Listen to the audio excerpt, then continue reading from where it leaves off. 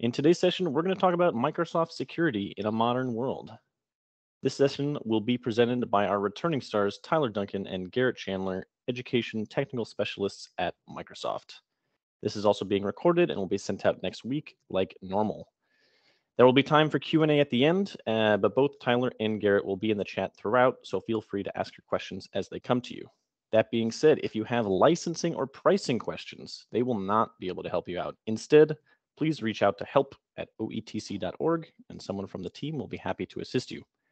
Additionally, we do have 2 more webinars coming up in December covering cloud native endpoints and Azure AD. So if you're not already signed up and would like to be, you can visit oetc.org/news and go to the winter webinar series post and register from there.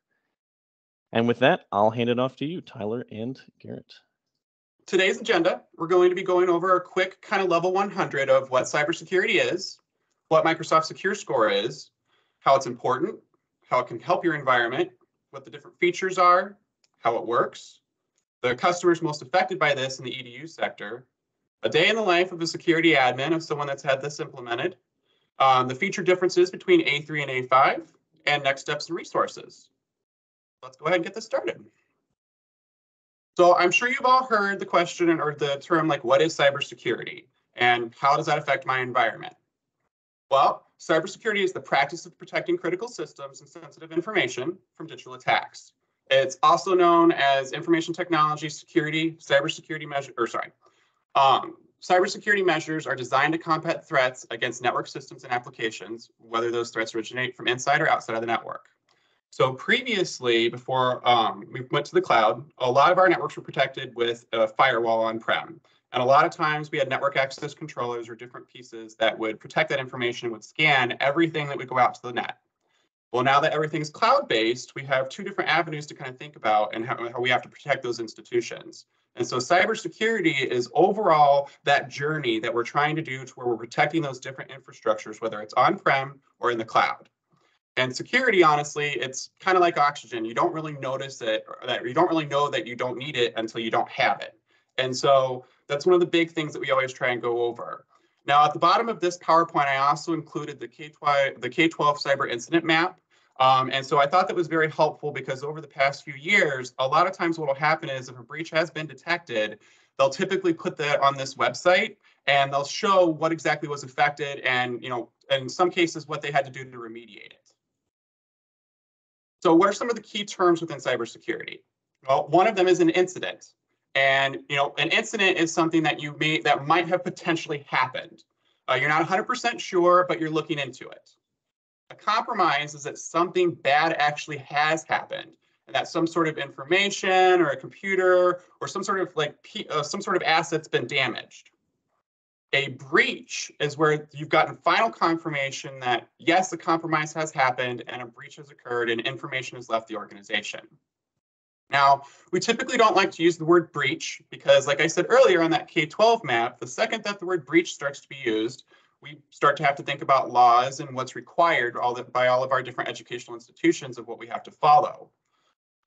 So another big part of that too is, if you have a legal team, what that looks like, and do you have a plan in place to work through that process? If not, if it's through the state, what does the state require you to do? Another key term is ransomware and how that functions. So ransomware specifically is designed to block access to computer systems until a sum of money is paid.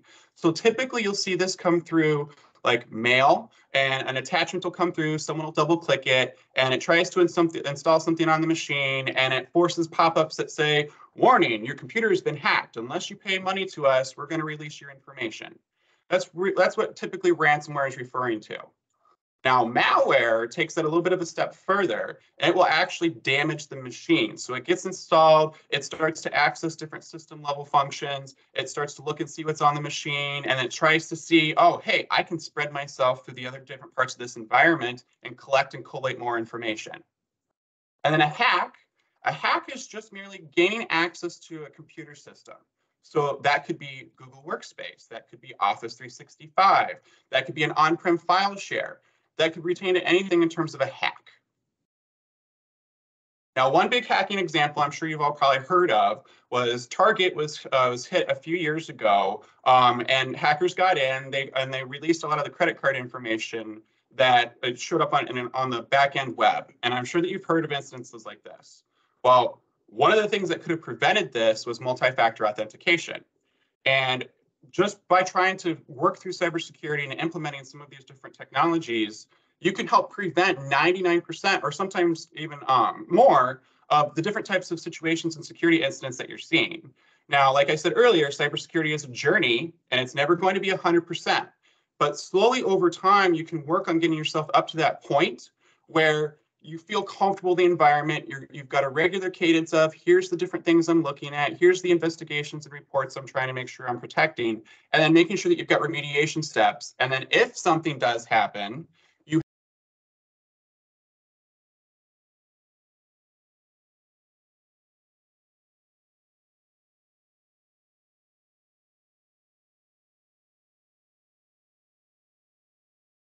sector, what the kind of vulnerabilities that we've noticed are, and kind of the different systems that people are typically attacking in the EDU sector.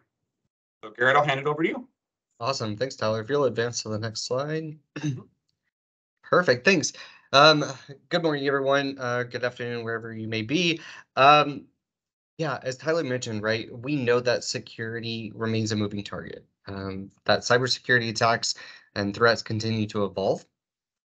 And I find it very interesting to help you understand what are the current threats that Microsoft is seeing in education environments across not just the nation, but the world, right? And some of the biggest threats that we see today are ransomware. So we need to have good practices for recovery in place for any attacks that come through with ransomware. We're also seeing social engineering attacks like phishing attacks. This tends to be the number one when I'm talking with school districts. That phishing seems to be the biggest one. I'm sure you're all familiar with gift card scams and things like that, where teachers are saying, hey, you've won a $50 Apple gift card. Click here to claim your reward. And then they're prompted to put in their credentials to a fake, like even Microsoft 365 page, right? That something looks very familiar, and they'll go ahead and put in their secure credentials. And those credentials are automatically compromised. So phishing is one of the top ones. We do see denial of service attacks, some third-party vulnerabilities, and even cloud computing vulnerabilities. But I would say that ransomware and phishing are probably the two biggest ones. And so when you think about your systems, you want to think about not only the detection side of things, right? How are we actually actively detecting these threats in our environment? But then how are we responding to these threats? If you'll go to the next slide, please. And so one of the things that I always like to talk about is the cyber resilience bell or cybersecurity bell curve. This is a great visual to help you understand that if you just put into place proper cybersecurity hygiene, that you will have the greatest protection available. This isn't stuff that's necessarily difficult all the time to put into place, but it does take work, and it does take some energy and efficient manners to just manage the technology and practice in your environment. So what are some of these things? Number one, use virus protection, right? Use an anti-malware, a modern anti-malware system in place for your systems. This is going to span across all your devices, Windows, Mac, iOS, Android, servers, all of the devices that you have in your device estate. You want to ensure that you've got a modern anti-malware system on those devices, and that you're actually updating it with the latest definition file updates, right? Pretty simple, but you want to make sure that all your devices are covered. The next one is apply least privilege access. One of the things that I like to talk about is this notion of zero trust. So if you hear the terms zero trust, this is more of an industry term, but Microsoft has their own deployment method for zero trust and leveraging Microsoft technologies. But zero trust is really founded on three key principles. One is apply least privilege access. So ensuring that our users have the right amount of access when they need it, and only the access that they need to do their job, right? So looking through, do we need to have all of our teachers be local admins on the devices, or can they be standard users, right? We want to make sure that they're standard users and not local admins. That's one of the key pillars of Zero Trust. The other ones are, you've heard the term, right? Trust but verify. In a Zero Trust model, it's never trust, always verify. That's where some of these things like multi-factor authentication comes into play, where we are going to say, yep, we see that you are who you say you are, and that you're accessing this device from a known device or a managed device, but I'm just going to validate just to be sure with a second form of authentication. This could be done with an SMS text message. This could be with a phone call, an email, or an authenticator app, right, on your mobile device. And then finally, that last pillar of Zero Trust is, wow, I'm totally blanking right now because it's not right in front of me. But ensuring that you are governing your data and ensuring that that data is protected. And so, so really thinking about the information that you have in your district, right? You've got a lot of great, rich student information, which is personal data, right? You've got social security numbers, you've got bank accounts, you've got lots of good HIPAA information, health information for students. So you are chock full of data on a lot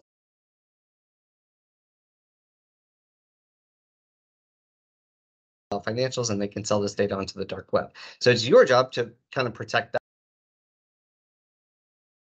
And then finally, keeping versions up to date. And we say keeping versions up to date, it's kind of ambiguous, right? But that means operating systems, that means applications, that means firmware on devices, just patching your systems across the board, ensuring that you're not just saying, oh, well, that's a domain controller. I'm not going to apply those patches because I can't restart it because it's going to take down the network for a little bit of time, right? Gone are those days, right? We need to ensure that we are patching our systems regularly and ensuring that the latest versions are there. And so really, if you look at that, if you just do proper basic security hygiene, those 5 main things, you are going to protect yourself against 98% of attacks. 98%, like that's pretty good coverage, right? And even today, we're seeing like school districts and higher education systems required to have cybersecurity insurance. This is the stuff that's going to help you meet those needs and lower those premiums too.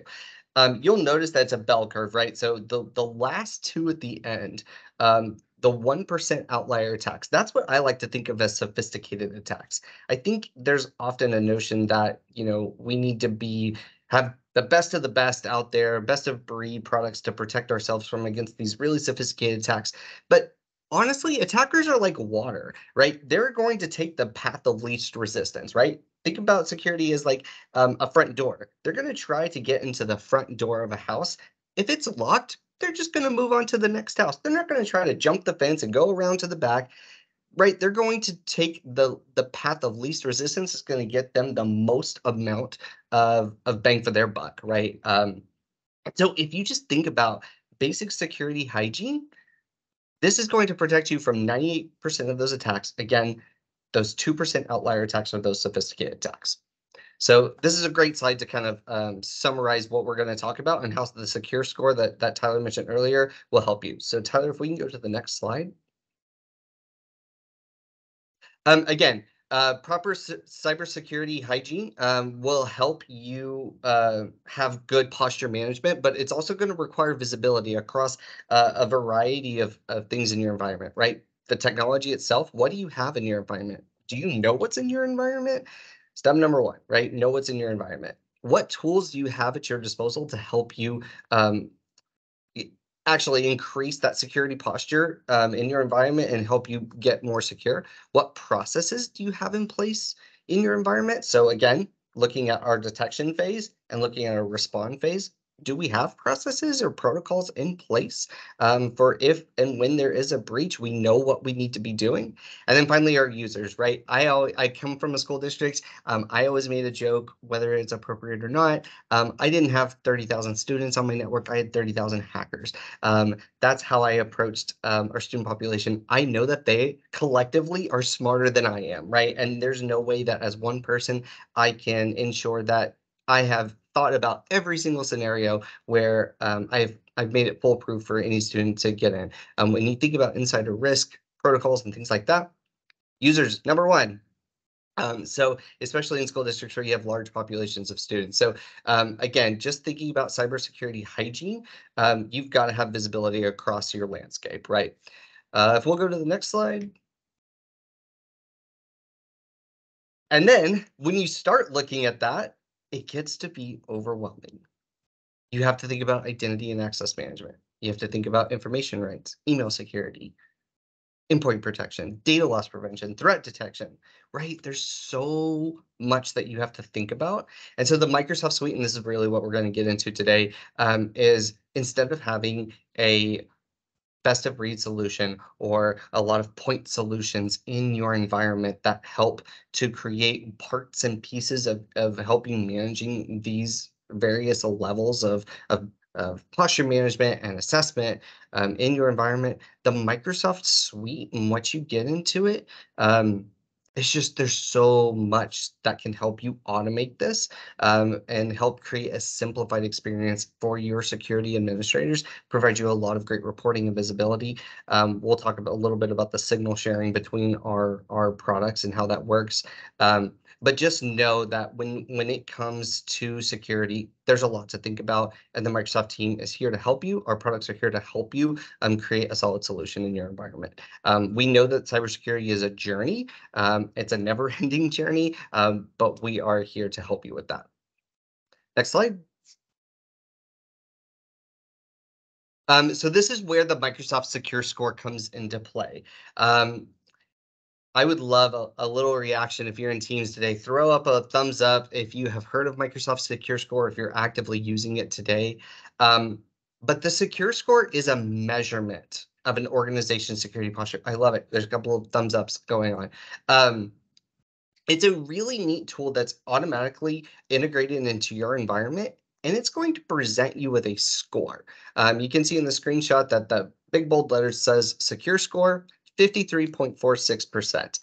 In this example here, the security posture from a Microsoft perspective is that you have tightened up your security controls in your environment up to a point of 53.46%. So it's going to give you a real score, a measurable score that is going to provide you, it's going to start providing you little tidbits of here's where maybe you need to focus on, right?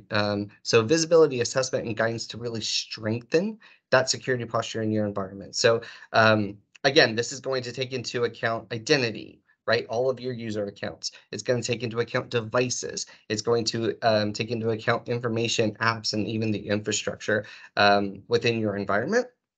And then what's really neat about it is that it'll actually give you some intelligent guidance. So it'll identify where to improve your security score, and then we'll actually tell you, here's how to go do it, right? This is one of our fundamental tool sets to say, here's where you are in your environment. Here are the tools that you need and the instructions you need to heighten your security posture. And then finally, comprehensive controls, right? It's all integrated together. So again, taking in signals from Office 365, from your file sharing capabilities, from Teams, OneDrive, your devices, if you're using Intune to manage your devices, mobile devices even, right? Not just Windows devices, but iOS, iPadOS, macOS, right? We're going to take all those signals and we're going to present you with a really comprehensive score.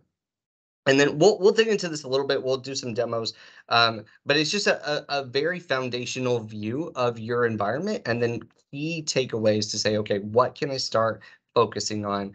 Where am I good? Where am I not so good? And then we can start taking action and come up with a plan. If you'll go to the next slide, please.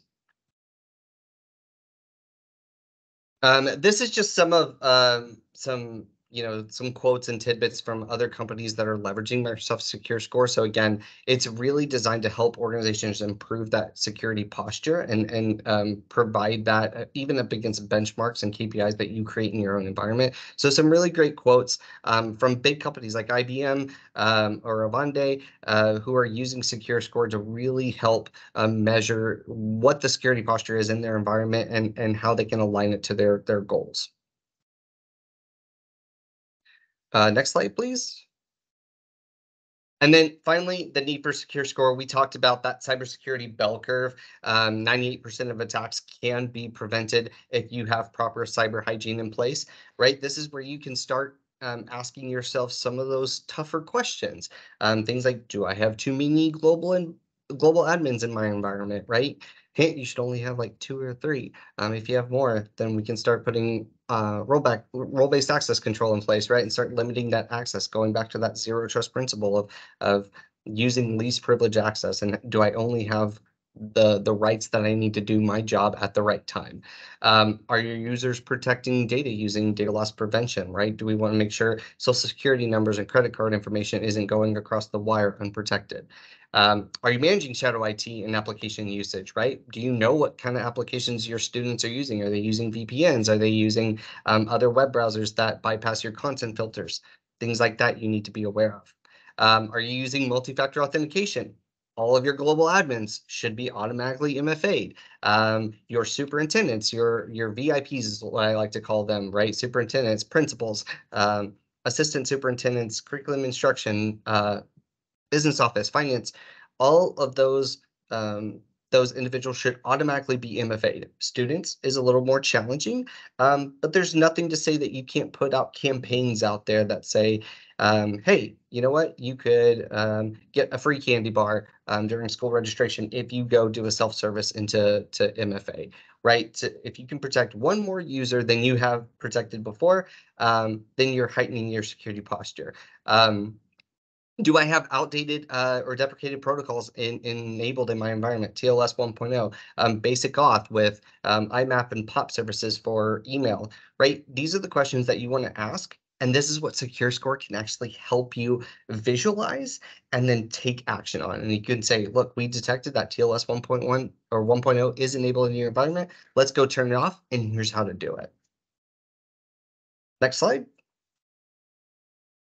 And then finally, yeah, just some companies that are using Secure Score, right? This is a trusted tool across commercial and education customers. Big customers like Visa, IBM, Nestle, GM are all using the Secure Score. And we have a lot of higher ed and K-12 customers, large K-12s, also using the Secure Score as a daily visual, right? We'll talk a little bit about the day in the life of a security admin, but how you can leverage the Secure Score in your environment to create that daily habit of just checking what's my environment at, and even comparing it with organizations of similar size to kind of see where you fall into the map of.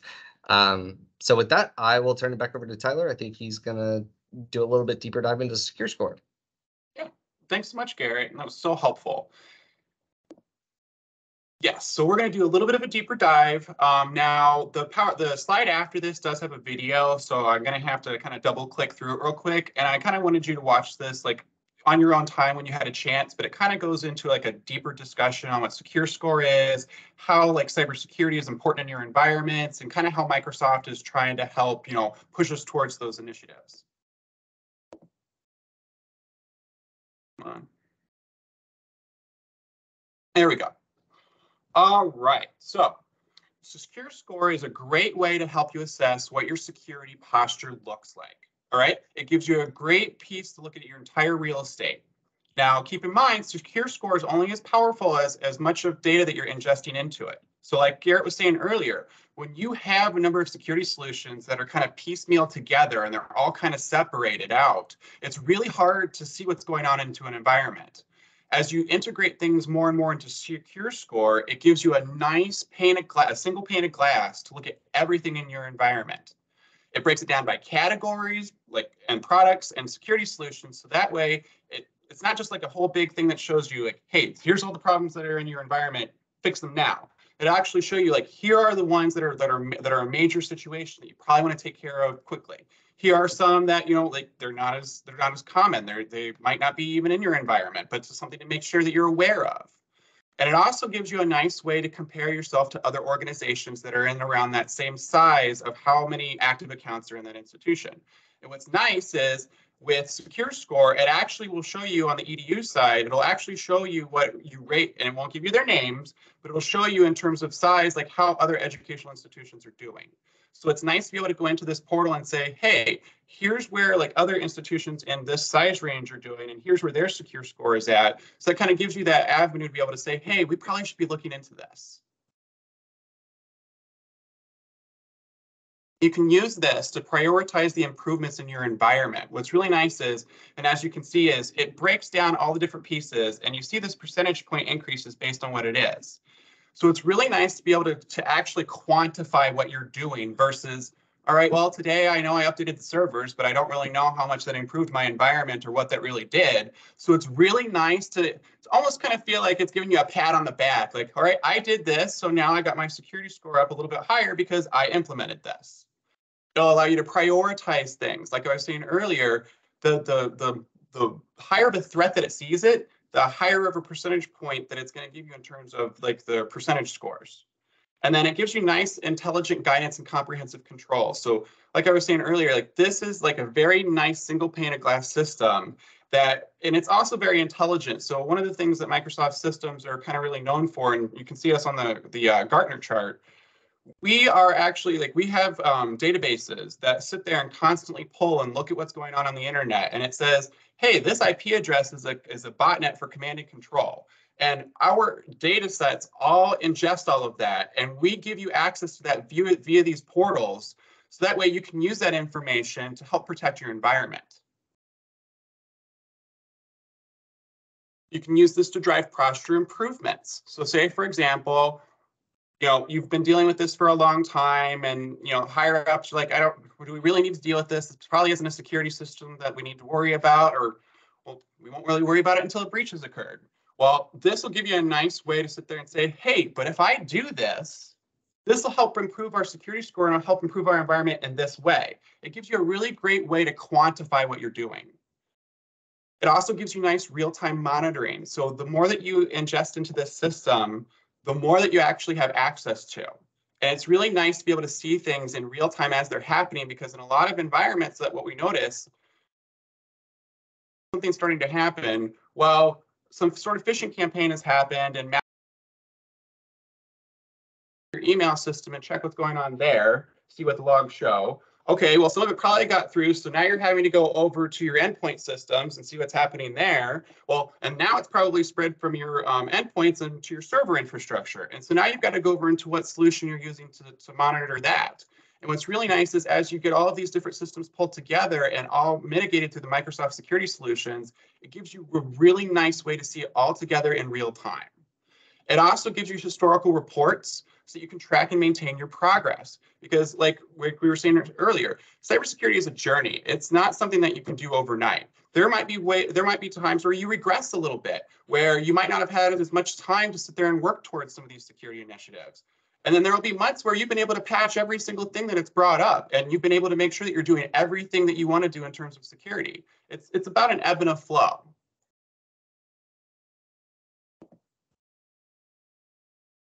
So, and like I was talking about earlier, with those historical reports and those projected scores, you can actually export those reports and use those to take to leadership and say, hey, here's the report I'm showing. If we do this, this, this, and this is the improvements that we'll see across our environment.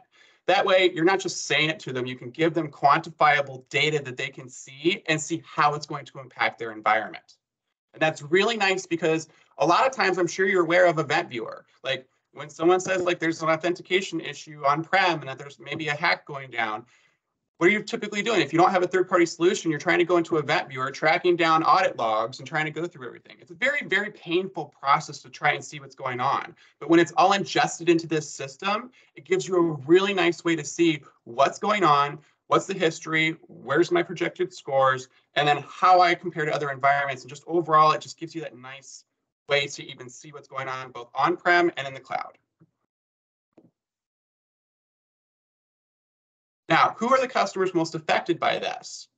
Well, in the education side, if you have a CISO, and that's typically what we see at the university level, but at the K through 12, you're going to have IT directors, curriculum directors, special education, your network managers, systems administrators, and your board of education. And the reason that these are listed in here, what I've noticed over the years is these are typically the job titles that hackers are targeting. And the reason being is these job titles typically have access to more like important types of information, such as social security numbers, HIPAA information, all sorts of things that hackers really want to get into. Because at the end of the day, like it's almost a little bit easier to hack student information because a lot of them don't know what's going on with their credit as an adult yet. And so a lot of times, like the students don't even know anything's occurred because they're not actively monitoring that stuff like an adult might be. And so like a lot of hackers will typically try and hack educational institutions as well because they know, hey, educational institutions probably don't have as much funding as enterprise does, so they're probably not patching their systems as effectively. And so they think, oh, well, that's probably low-hanging fruit. That's a target that I can hit. That's a target that I'm going to get information from and I can sell it and advertise it. And so it's always important to kind of think about this and to understand when you're going through this, you don't have to do this overnight. You can implement security and policies and maybe start with your IT department, maybe start with your director level positions and work your way up from there. It doesn't have to be overnight. So a day in the life of the security admin. All right, so once you've implemented these security solutions and everything's all set up, what are you supposed to do every day? Well, typically in these systems, like I was showing earlier, you're going to review and see what it currently recommends in the environment. It's going to show you any concerning areas and stuff that you might want to improve on. From there, you're going to go through, see the history, and I'm going to be showing you more of this in slides after this. I'm just kind of going over a high level of what you'll be seeing. And then you'll be able to see those regressions in that history chart. So that way you can say, hey, I didn't patch this Java thing on my servers, and unfortunately I've regressed this month because I haven't applied any other security. It'll help you stay ahead of them. So that way, in case it sees that, hey, it starts to notice that you haven't been able to take as much time and to be able to implement some of the security. It'll give you recommendations on ways to maybe make it a little bit better. And then from there, if it's something that you really aren't worried about and you know for a fact, like this is something that is not something I need to worry about, you can always just click the accept risk button and it'll log it for you, but you've at least put in the system that someone accepted this risk.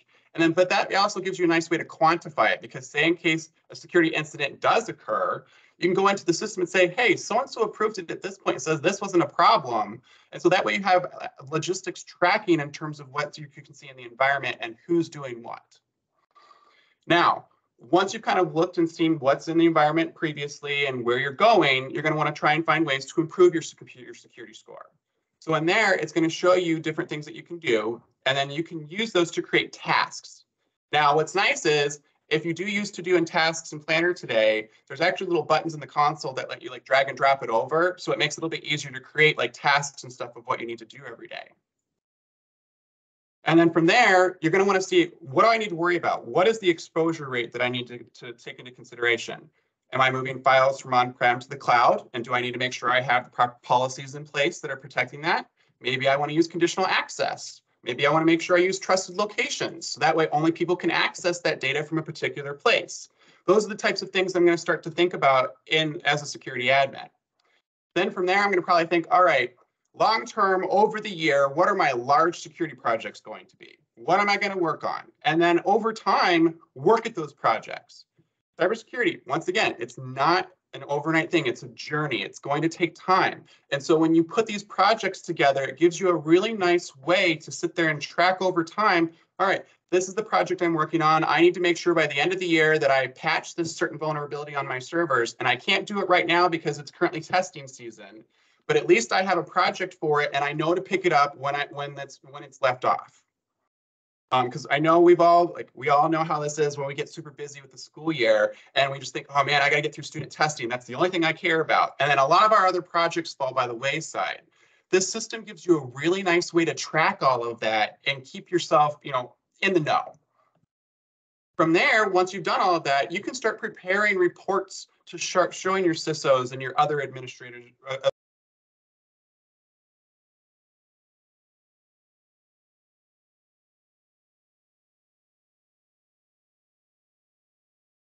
Give you a nice, clear way to go through over time and every month if you wanted to print off a report and show them those improvements.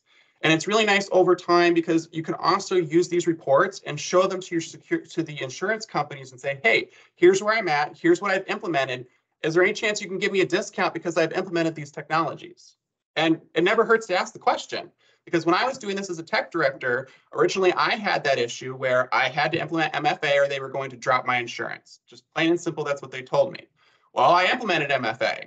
And they're like, oh, well, you have a bunch of information in your financial system. So we want to see that you've got BitLocker encryption on all of your devices.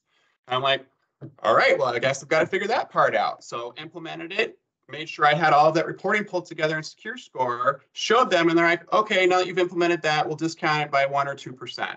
And then they gave me a list of all these little pieces that I had to follow. And some of them I had to do, some of them were just, they were nice haves. But I noticed over time, the more of them that I covered, the less my insurance charged me. Now, obviously, I can't say that's universal to every insurance company, but typically when you think about insurance, if you're lowering the vulnerabilities in your environment and you're lowering the impact, they're not going to think that you're as a high risk, which means they're typically not going to charge you more. So what are some of the main takeaways from this? Well, you're going to be able to see any emergent threats in this environment. It's going to be really nice because in case, say for example, there is a new piece of malware and it's starting to hit a bunch of different educational institutions, it's going to warn you in this panel and say, hey, here's something that you probably need to take care of and probably be aware of before this starts to hit all of our different organizations. You can review the security posture in here. You can improve your security posture and score over time, and you can repair those reports for your organization's leadership. Now from here, I'm going to go into some slides of what this system looks like, what the different breakdowns are, and do a little bit of a demo of what this stuff looks like. So that way I'm not just like putting words to, or I'm not just talking about it. So that way you can actually see it. So right here is Microsoft Secure Score, and this is what it looks like.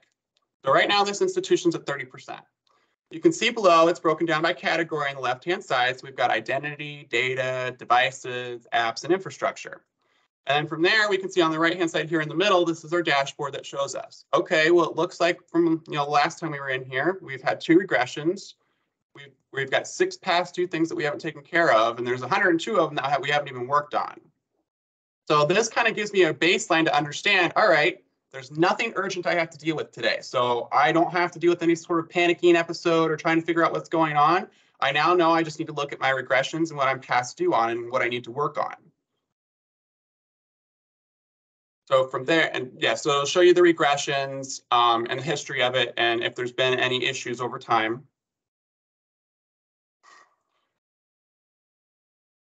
And as you can see over here, here's what the past due looks like. And the vulnerability in Java, IBM WebSphere RCE attack, stuff like this. These are different pieces that you can patch or stuff that it'll give you recommendations on what to do in that environment. And it shows you, all right, it's past due. This is when this started to become a problem, and this is when I need to take care of it. All right, and really quick, I'm going to stop sharing my screen, and I'm going to pull up another quick PowerPoint that has more of these slides. So give me 1 second.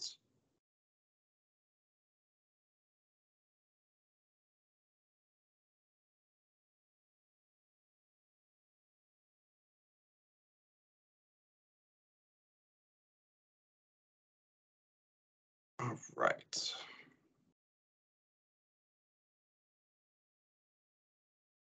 And there are quite a few slides on this, so I'm only going to be thumbing through it just so you can get kind of the visibility of what the system looks like.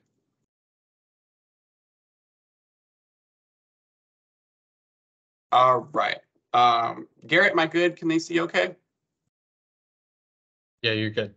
All right, perfect. Sometimes my screen gets a little bit reversed. All right, awesome. All right, so here's the same plane that we were looking at before. Here we can see there's 58 different things in this environment to address.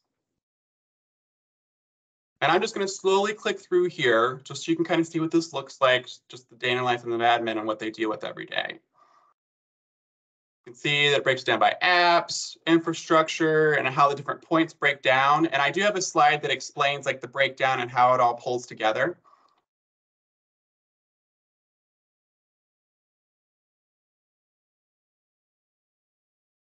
Should do this a little bit slower, but I know we're a little bit short on time. Yeah, as you can see here, like here's the score, here's the improvement that it's going to make. You've planned this to do this. or this is something that you still have yet to address. Do you have the licenses for the technology? That's another nice thing too about this. So it'll actually tell you whether or not you have the licenses in the system to actually implement the fixes. And I'll actually show you too, and I forgot the product that's actually doing this. And we can filter things.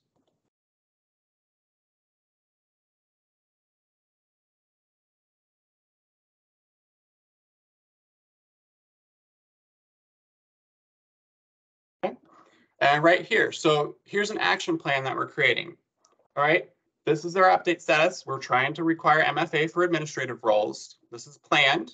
And we can see here, all right, here's our next steps. Here's what we need to do.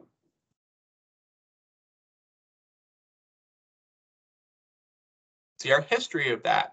You see, over time, it gives you a nice chart. Here's where I was previously, maybe 90 days ago, and even longer than that. And then you can get a nice big chart over time so that you can see over the year how much you've improved or regressed.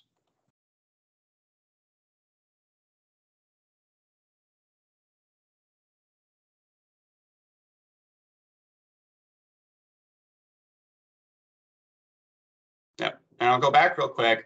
The organizations like yours tab. I always used that because it was nice, because whenever I had to go to like my leadership, they'd always give me the question, well, what are other organizations doing? Do we really need to worry about this? Is this something that we need to actually take care of? And I can go, well, we're at 43% and other institutions my size are at 56%. Maybe we should look into doing that. And that was just another kind of avenue I could use to kind of help push those security initiatives.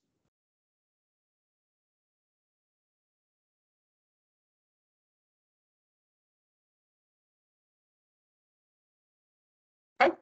All right, so that's just a quick overview and what you can see in the secure score systems.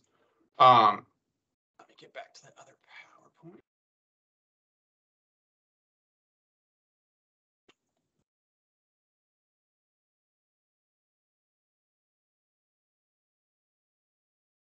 Yeah, while you're pulling that up, Tyler, I think the one slide where you showed where you can actually click into those tasks and drill a little bit more into it. There's a lot of power into that, right? You can see what users are impacted when it comes to like identity, or areas that may impact those users more than others. So you could actually see how it affects your students more than your staff. But again, it's going to link you out. It's going to say, here are the steps that you need to take to implement this and shore up your security posture in this particular task. But it's going to link you out to documentation, right? It's going to link you out to everything that you need to ensure that you understand what the change is and how you can communicate that to your stakeholders, right? So even if you use this tool more from an assessment perspective and just say, look, this is where I'm currently at, and these are the things that I know I need to do, it's going to give you that map to help you then prioritize, right? When you think about basic change management processes in your district or your organization, right? There's an impact for everything. How do we measure that impact? And the secure score, I mean, when you drill into those individual tasks, you get all of that data to help you prioritize. So I would encourage you to go just security.microsoft.com. This is where you can access the secure score.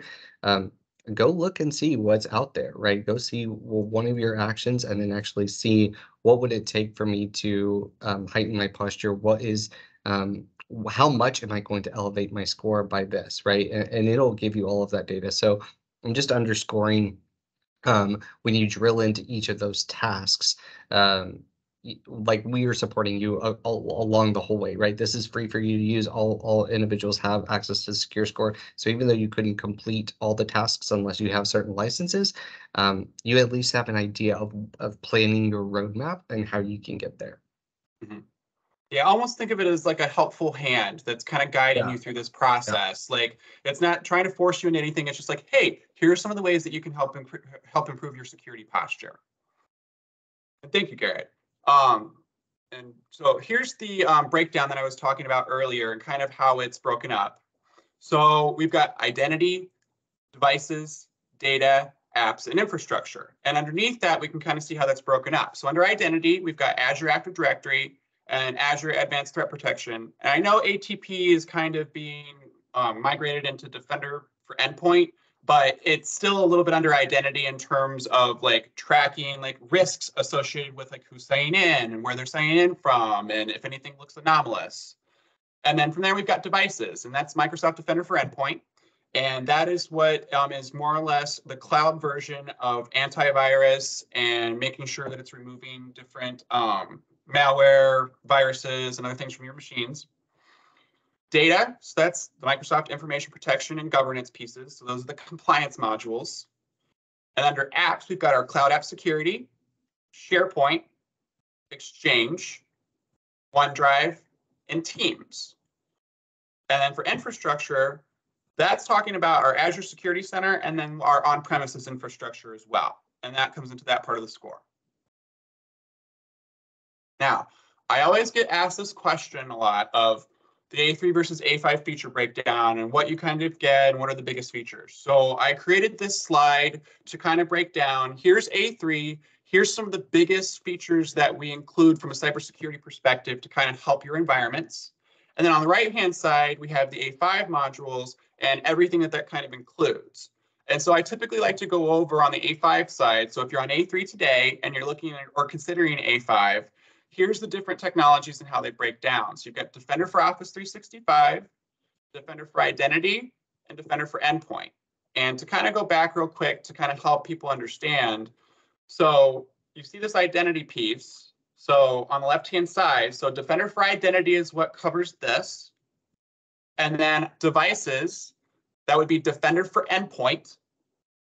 And then Defender for Office 365 is everything else. So our apps, data, and our infrastructure. Now, what do we get with Defender for Office 365? Now, what I have listed here is a smaller chunk, but these are typically the largest things that I see educational institutions ask me about. So safe attachments. That is the technology where when an attachment comes in through your email system, it scans it and it says, hey, is this malicious? Is this something that we need to make sure that we're quarantining? And gives you policies and procedures to remove those attachments from your Exchange console. Safe links. That's referring to the technology that allows you to lock down the different URL links that might come through like an email. It might be on a Word document. It could be in a Teams chat, whatever it might be. It scans that link before the person goes to it, and it makes sure that whatever website or wherever it ends up going, that it's a safe and protected link that they can access. Safe documents, that's referring to all the different documents in your environment and making sure that in case, student plugs in a flash drive and they're like, man, I'm going to mess with that kid next to me. I'll just upload that malware to Teams and I'll send it to him and I bet he'll double click on it.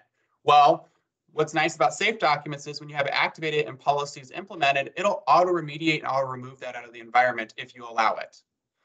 And then from there, we've got our M365 protection suite and our anti-phishing. So what's really nice about that is say, for example, you're working on the security posture and you're working on improving this. And you know that you've got to deal with a bunch of different levels of a bunch of different people that have varying technology levels. You can use this to simulate an attack in your environment and say, and you can make it look like however you can actually structure it and make it look a particular way, send it out to your entire environment, and then you'll get a report to see who failed. And what's really nice about that is it gives you a really nice report that says, hey, we probably need to increase some of the training in these areas because these users, unfortunately, are failing. And that way, too, it gives you a nice way over time to increase that security posture because you're implementing those training regimens. You also get real-time reports. I always like to say the A3 model is more of a reactive system, where as things come in, you make manual changes. Whereas with the A5 system suites, real-time reports give you the ability to deal with things in real time. Now from there, we've got Defender for Identity. And then we've got, and kind of the big feature of that is automated identity protection. And what's really nice about this is, so like I was talking about earlier, if somebody signs into an account and say, for example, Microsoft sees that they've signed in from China, they've signed in from Russia, they've signed in from Italy, and they've signed in from Texas, for example. All right. Well, right then and there, if your organization's based in Chicago, for example, you probably already know that something's like fishy with that. Like people shouldn't be trying to sign in from those locations. So you can use automated identity protection to use that risk-based security score and say, hey, if so-and-so ends up being compromised, or if I've got some sort of threat level that says this is where they're compromised, you can actually tell it to say, hey, run them through the self-service password reset module. Or hey, if they want to access this, they have to go through another layer of MFA to gain access to it. So it's a really nice way to be able to automate some of the account issues that you might be dealing with today. And then the final piece of this is for Defender for Endpoint, and that's what's going to protect your endpoint environments, your workstations. Now, there is also Defender for Servers, and I want to preface that they're two very different things. So Defender for Endpoint is what you push out to your workstations, and Defender for Servers is what you'll push out to your server infrastructure. Now, it will all still show up under one single pane of glass, but the actual pieces for Defender for Server, that is actually done through an Azure commit. That and the older licensing SKUs for that, where it's Defender for Server P1 and P2, that's all done through an Azure commit now. So in case you are on those older SKUs, definitely reach out to your Microsoft representative so we can make sure that we've got you licensed. So from here, just to break down, and we won't go into this too deeply, but here's what you get with A3, because I always know people ask me, like, what are the specific nitty-gritty features and security that I get with A3? And one of the biggest things I like to always let people know, A3 gives you access to conditional access policies, which allows you to lock things down and protect your environment. You can require MFA, force password resets, block legacy authentication methods. There's so many different controls that you can use with this. And what a lot of my EDU customers don't know, if you tell like your other environments, like if you've got AWS or Google Workspace or whatever it might be, to use Azure as the identity provider, and you create conditional access policies, those other systems have to follow your conditional access policies too, because your authentication requests are being processed in Azure. They're not being processed in many different other systems. So this doesn't only protect our environment, this can protect other environments when they're pointed towards our IDP. And that is included in A3 today. What about A5? So like I was talking about earlier, A5 is all about that automation, advanced heuristics. I always like to say that, A3, it's only got certain access to resources and processing power. And then once you get up to the A5 level, it's a little bit more intelligent. It's a little bit more responsive. It's a little bit more reactive. And here's all the breakdown of what you'll get in the A5 upgrade plans. Now, this is the licensing piece I wanted to bring up, just because I always get asked these questions. We're not licensing representatives, so you'll have to reach out for your DSRs for this, but I at least wanted to break down what the features are included in some of these step-ups. So if you're on A3 today, there's the A5 security and the A5 compliance step-ups, and this is what it's including. And it's really important that you kind of look at this, because during your cybersecurity journey, you might only be working on your endpoints for the first year and implementing those security pieces and working on that. So for the first year, you might be on the A5 security add-on. But then say after a year, you've worked through that and finished it, well, now I've got to figure out what to do about my on-prem file shares. And now I've got to worry about moving my data and then protecting that data. So now you might have to think, oh, well, now I might need to use the A5 compliance add-on. And then at that point, probably consider moving up to the full A5 product stack altogether. So I just wanted to show you a breakdown of those two different pieces and how that's licensed. And to add on really quick, I mean, going back to the Secure Score product, right, Tyler? I mean, we can leverage the Secure Score tasks and everything that it's telling us to help us prioritize. And then you can actually kind of align that with your existing licensing and then kind of come up with that plan to help you be most cost efficient and get the most bang for your buck, right? There's no need to upgrade to something that you're not going to take full advantage of unless you have that priority or you know that you can adopt that or successfully implement it. And so, use the Secure Score to actually help you prioritize those tasks with what your current licensing is, and then use that to eventually build the case to move up. And you could even leverage, just looking at your entire ecosystem, right, and say, okay, well, maybe I could actually displace this product or displace this product, and then go all in with A5 to help you actually have some cost savings. So again, Secure Score has that additional value of helping you maybe even save some money. Yeah, and what I wanted to bring up too with this as well is like years ago when I was going through all of this, I initially started with A3 in my environments as well. And when I was going through and like going through my data audits, I noticed that I was starting to get like requests and DMCA takedown requests. And I'm like, man, what is going on here? Like, I don't have videos stored in my office environment. There's nothing in here. And then I go and find out like, wow, this is all being stored in my Google Workspace environment that's under my student accounts. And I go into that system and I'm like, where did this all come from? What ended up happening was for the past few months before that, hackers had gotten into our student accounts because at the lower grade levels, they were simple passwords, blue, yellow, green, whatever. And they were getting in and they were using our students' accounts on the Google Workspace side as a relay. So they were literally storing hacked videos, putting it on our Google infrastructure environment, and then streaming it through another like third-party source. And that's where all those DMCA takedown requests were coming from. And I noticed I went into the console, they tried to do that to the Microsoft accounts too, but that was denying their authentication requests because of my conditional access policies. And on top of that, it was giving me reporting and saying, hey, there are people trying to sign into these accounts and there's this data is being written to it. And so it was really nice being able to see like, hey, on the Microsoft side, I'm getting reporting of what's happening with my data and what's going on. Whereas on my Google Workspace side, I wasn't getting any of that information. By the end of it, they had stored 5 petabytes. I'm not gigabytes, not terabytes. They had stored 5 petabytes in my Google Workspace environment. Google sent me a $133,000 bill and said, either you pay for this or we're shutting off your Google Workspace environment because you've got hacked videos in it. And I had to work with Amplified IT, and it cost me $150,000 to have that company come in and help me work through the process on the Google side to integrate third-party utilities to go through, clean it all up, and then prove to those companies that I no longer had any of those videos stored. And that was the incident that kind of helped push me to like, hey, we're going to start storing all of our critical information in the M365 systems. Nothing that is business essential will be on the Google Workspace environment anymore. And then from there, we built out our DR and then worked with the insurance companies to make sure, like, here's where all of our critical information is. Here's what we need to continue our rhythm of business, to keep educating our students. And it inevitably got to the point where, like, we just mostly moved over to those systems because we just felt more protected. Now, I know this slide is a little bit hard to read, but I wanted to include this anyway.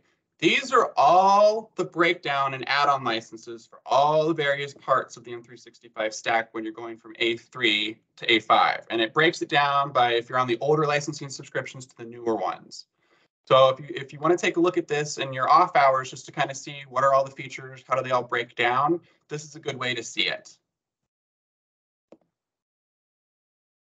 So I did want to go through another few things real quick because we always get asked these questions. So what is an education qualified user and how do we typically see this broken up in the EDU sector?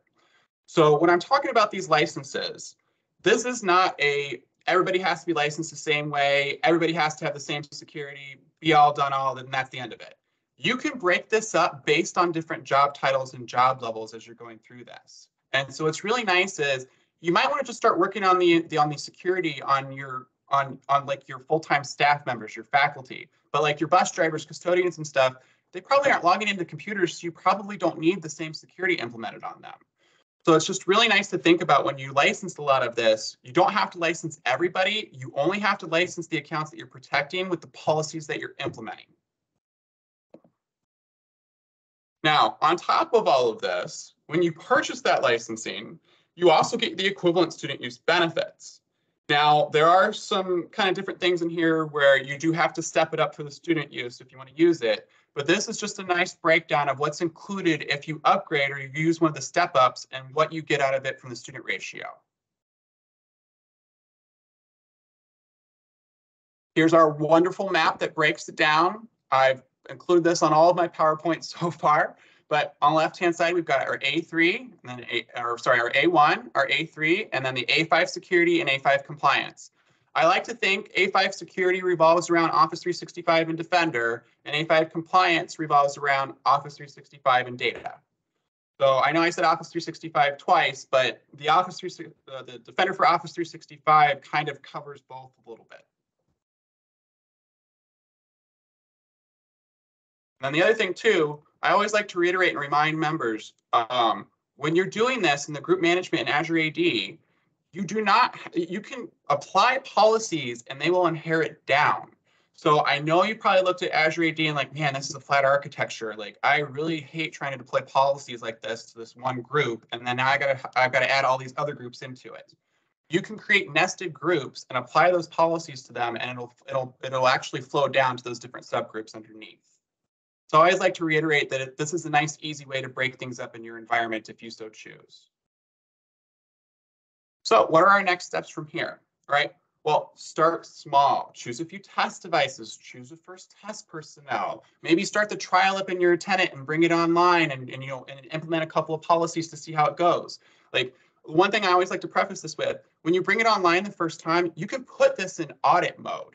You do not have to put it in block mode where it's immediately going to start doing things. You can put these systems in audit mode so you can see what they're going to do, to give you that comfortability of, man, if I turn this on, is it going to mess with everybody? And then you don't have to worry about that as much. And then be open.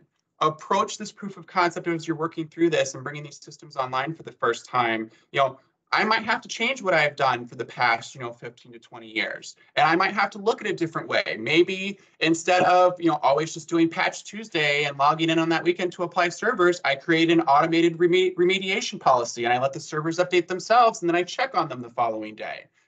Try to be open to this new type of security and how it can be implemented. It might not work the exact same way it has in previous years.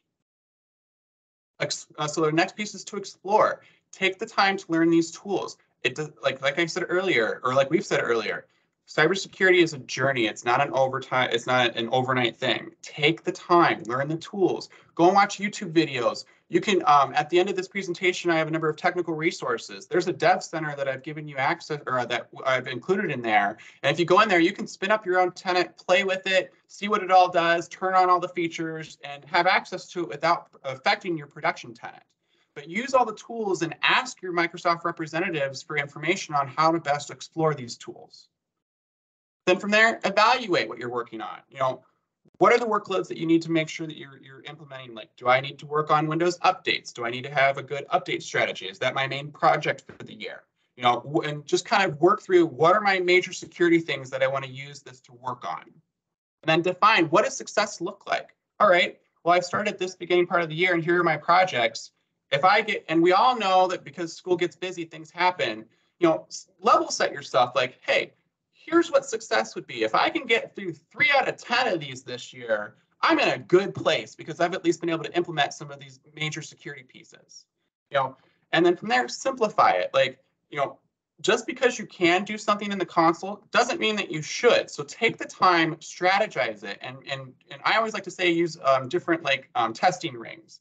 Like, test the policy on one set of users, see how well after a week, how they respond. If everything's fine, scale it up from there, maybe to a building. And then from a building all the way up to the entire environment. And that's also under the validate step, sorry. So test those devices, test your policies, make sure that as you go up through this, that you're, cause yourself a little bit of a pickle. Collect the data and feedback from your users. Reach out to them, ask them like, hey, I've implemented this new security thing. Does it make your life easier? Do you feel more protected, or is it a hindrance? And then that way you can use that. Well, maybe I go about that a different way. Maybe I block it a different way. Or, for example, you can make an app available in Company Portal on your device versus pushing it out. So that's one thing that you can think about. And then collaborate. Work with your various Microsoft and partner resources. We're all here to help you. We want you to succeed. We want to protect our student data. Like, we want to make sure that you feel confident and comfortable in these products. Feel free to reach out to us. We're all here to help you. And then, it's a process. It's not a solution, and it's not going to be overnight. So just a strategy perspective, I put this together real quick. So typically what we see is Defender for Identity, because when we go from on-premises to adding a cloud infrastructure, we now don't only have to worry about our identities on-prem, we also have to worry about our identities on cloud. So I typically see institutions, when they're thinking about their security strategy, that they just target identity first. Then from there, they typically think, all right, I moved some of these files to the cloud. I've moved these different infrastructures there. Well, how do I protect that? So you use Defender for Office 365 for like Exchange, SharePoint, OneDrive.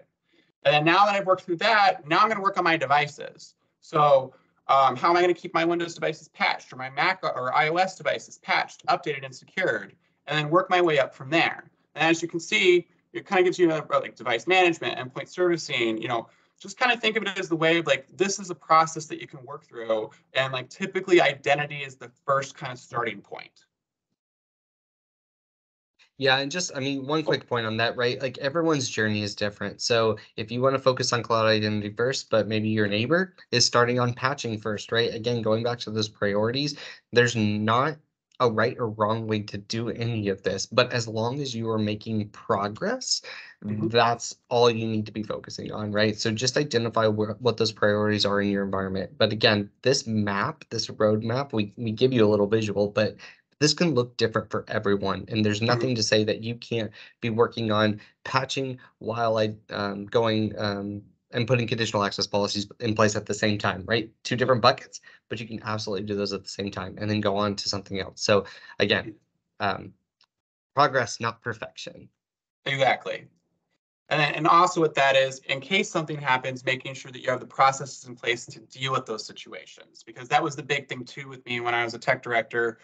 I'd always ask, well, what do we do in case we do get breached? And my leadership would go, well, I don't know. Don't we just call the state and don't they fix it? And I'm like, I'm pretty sure that's not how that happens. And the one school that happened to, they replaced all the staff there. So I'm pretty sure I don't want the state to come in and help me fix it. But yeah, so just modernizing security strategy and just try and think about that. Like Garrett said, like this is not a map that be all end all. This is how it has to be. It could look different for every single person or every different institution.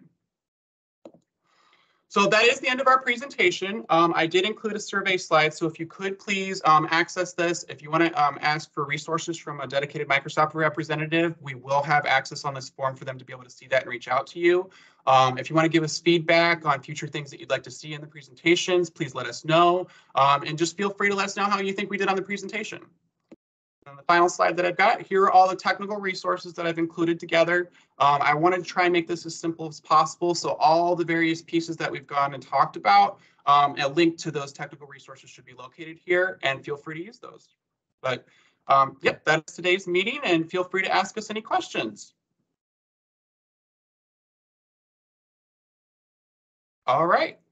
Well, thanks everybody. We really appreciate you coming out, and looking forward to reaching out and talking to everybody here soon.